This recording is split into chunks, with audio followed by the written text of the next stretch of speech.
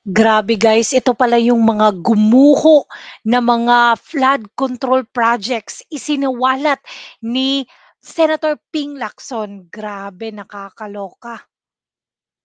In one Facebook post, we discovered a congressional representative showcasing his midterm accomplishment report covering the period from June 30, 2022 to December 31, 2023. He openly lists projects, hold your breath, funded by his office.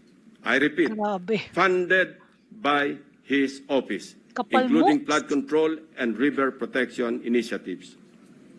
Sino From to? Aguilas Baco, let us travel to Aguilas Nauhan, also in Oriental Mindoro.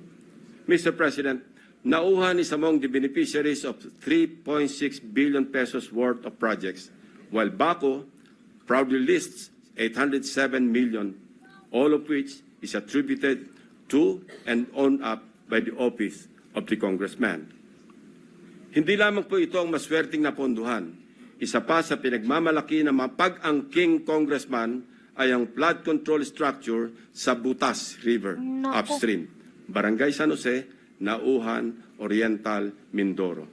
We took time to visit the project, Mr. President, which he referred to as a national project through congressional allocation. The project was awarded to Raymond Builders for 231 million pesos. Grabe. At hinugot pa rin ito sa unprogrammed funds. Dalawang projects na po ito ng Agila na natuklasan naming mula sa unprogrammed funds, isa sa Barangay Burbuli at isa sa Barangay San Jose.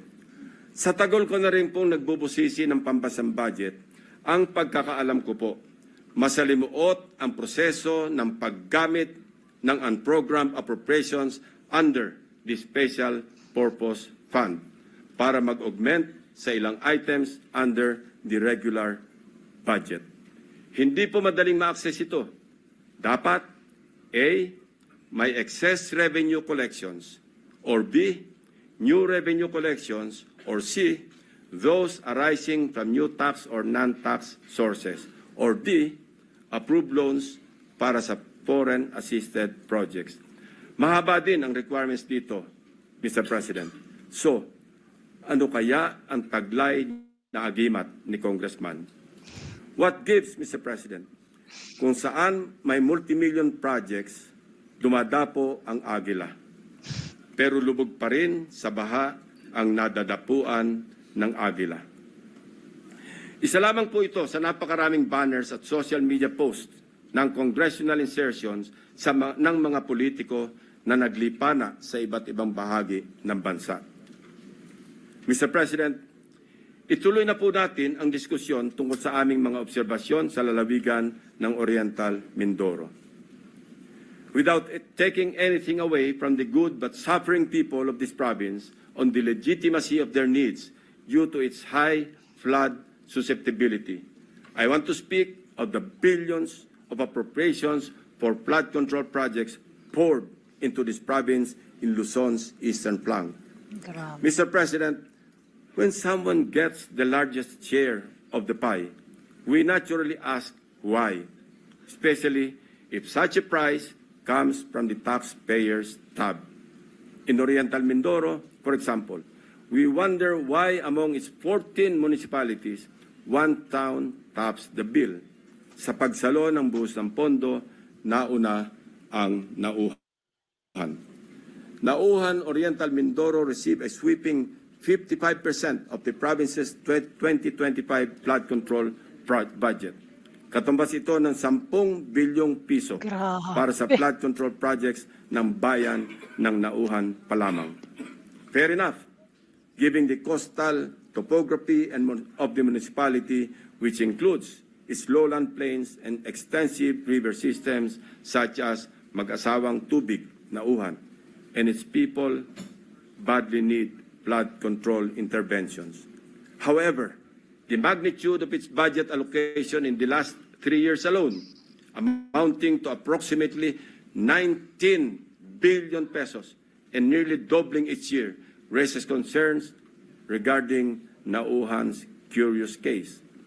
even before the provincial governor of Oriental Mindoro blew the whistle, so to speak, on what he alleged as anomalous flood control projects, we had already dug deep in our study, literally sifting through years after years of appropriations Grabe 'no, eto pa guys.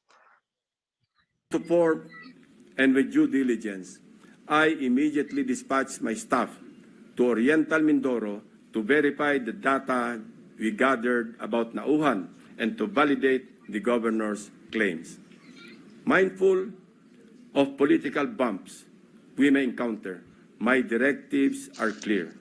We must see no political color and remain impartial in our findings.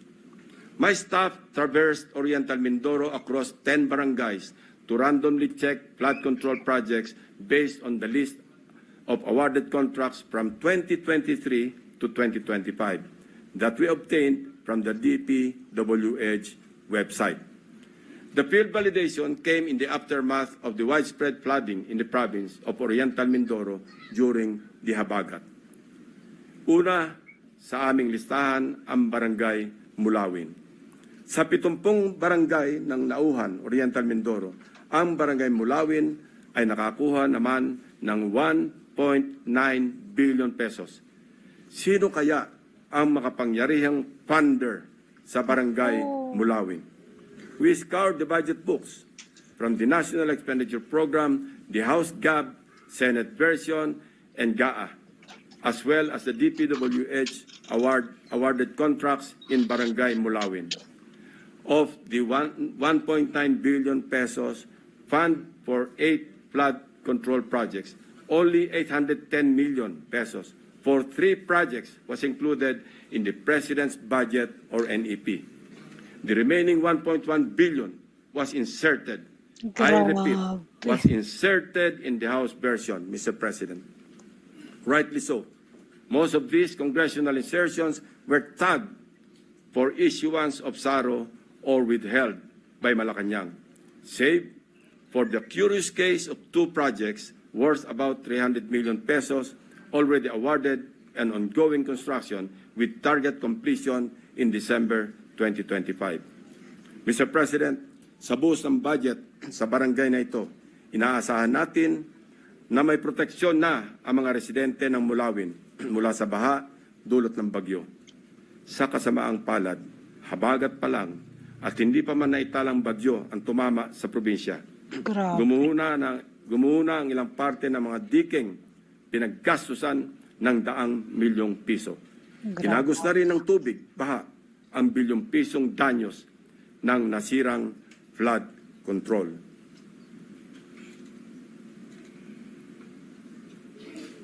Grabe. Ito mismo ang parehong barangay na gustong inspeksyonin sana ni Governor Dolor noong nakaraang Sabado lamang, kung saan napabalita ang pagharang sa kanya ng security personnel sapagkat ayon daw sa kontraktor ng proyekto, kinakailangan ng written approval mula sa DPWH bago makapasok ang sinuman sa construction area. Mabuti na lamang, napuntahan na rin po ng aking team ang di umano'y restricted area na ito noong unang linggo pa lamang ng Agosto. Actually pinagbawalan din ang aking staff na lumapit sa proyekto. Pero sapat na ang kuha ng aming drone upang makita ang mga depekto ng construction dito. Nahalatang gusto ng naturang kontraktor na isikreto dahil sa ginagawang paghahabol upang kumpunuhin at remedyohan ang palpak na proyekto at mapagtakpan ang kanilang kapalpakan. We are willing to submit our drone shots and other pieces of evidence to assist in the investigation and prosecution of those involved in these anomalous projects. Mula sa aming sariling footage, kitang-kita ang mga bahagi ng road dike na ginawa noong 2024 na gumuho. Ang nakikita niyong flood control project ay nagkakahalaga ng 204.8 million pesos na base sa official record ng DPWH ay completed project na.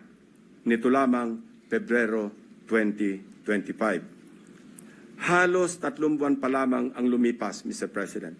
Gayunpaman, kabago-bagong proyekto, gumuho na agad ang dike dahil sa nakaraang bagyong Krising, Dante at Emong. Kasama ang lagpas 200 milyong pondo. Grabe, 200 million? Substandard? Sa kahabaan pa rin ng Bukayaw River, natagpuan naman namin ang isa sa mga congressional insertion na nagkakahalaga ng 137 million at inaasahang matatapos ngayong Disyembre. Kasabay ng hagupit ng habagat, inanod na rin ang malaking bahagi ng binubuong dike. We heard grim stories about why these structures fall easily. From the improper embankment mix of gravel, sand, and stones, sheet piles cut in half, and lower-grade reinforcement steel bars. Tinipid, sinadyang minali, at shortcut ang pagkagawa. Sad reality, Mr. President, is mayroon na rin silang standard para sa substandard. Wala man lang kabilya, oh. Barangay Tagumpay. Barangay Tagumpay, still in Auhan, is another case of flood control. Sa taong 2023 at 2024, halos abot kamay na ng mga taga-barangay Tagumpay ang Tagumpay na layunin nitong maging ligtas sa mga pagbaha dahil sa halos 2.55 billion piso na pondong nilaan dito.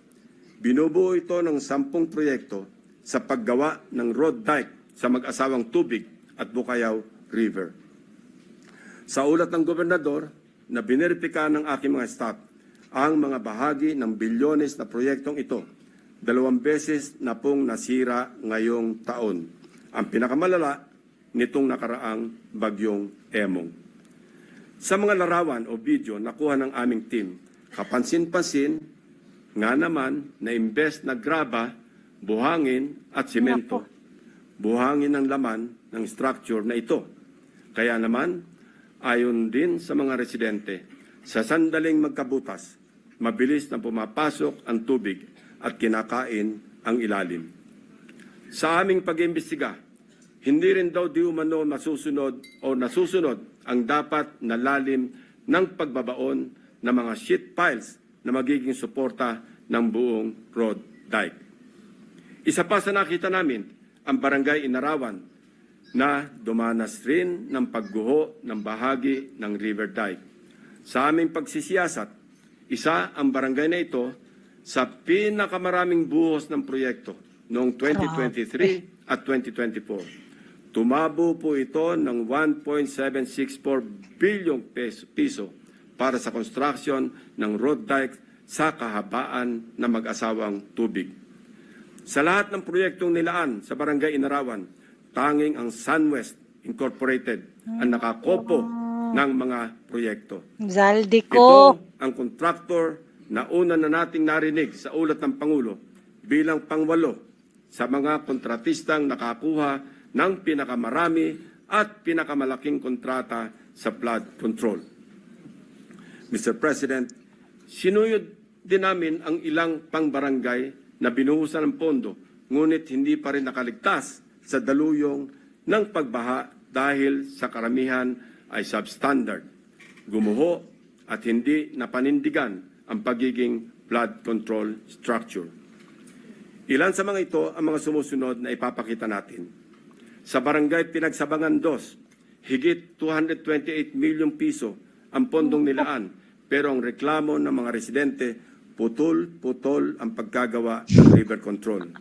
Malaking bahagi rin ito ang gumuho ng nagdaang habagat. Sa Barangay Melgar, nirereklamo ng mga residente ang mababaw na pagkakabaon ng mga bakal sa ginagawang dike.